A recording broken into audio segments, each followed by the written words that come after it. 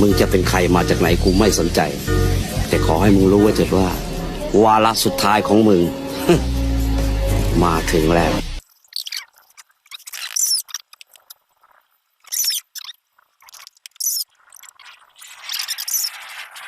ที่เอาหัวเย็ดบอก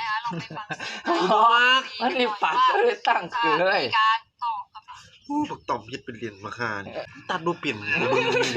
นี่มาเถื่อหยังนี่กูเบิ่งกับหูนี่ มึงเสียกูดีนะเว้ย ฮ่าเหรอ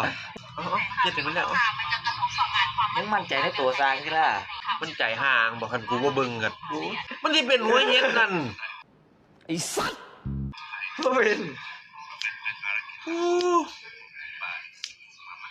กูบ่มักหัวเย็ดที่ผมเลี้ยงตรงกันน่ะฮะ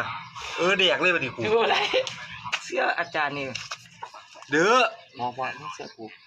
มาเด้อ เอา นะมหา หน้ากูอีหยัง เดี๋ยว กูต้องไปแก้ร้านในมื้อนี้นี่ถ้ากูเสียเงิน100นึงอีก โอเคเฮ้ยอย่าเถียงอาจารย์ติล่ะ จังเอง นี่ร่างกายกูเป็นอะไรเนี่ยฮะ นี่ อันนี้ก็สูง ตัดแมงสูงนี่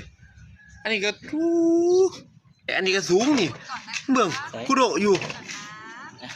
อันนี้ก็โกะอยู่ดู ใส่มึงใจเย็น บอกให้มึงนั่งไงนั่งไงนั่งไงมึงมองตาพี่เห็นตาพี่ไหมมึงจำพี่ได้ไหมเนี่ยพี่บอกให้มึงนั่ง มึงขออ่างเลยบักต่อมบอกมึงตัด ๆ ทาง รอเถอะล่ะมึงใจเย็นๆติล่ะมันเป็นทรงสโลปโกดทรงเก๊กมาก กูสิถา ต้ ม องลองทรงใหม่ๆบ้างเว้ยมึงเสื้อกูนั่งก่อน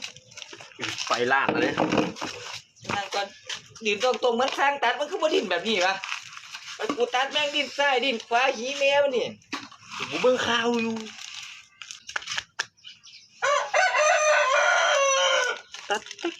เอาเดี๋ยวกูจะถามเบิ่งนี่มึงสิแก้จังไดนี่ก็เรื่องอยู่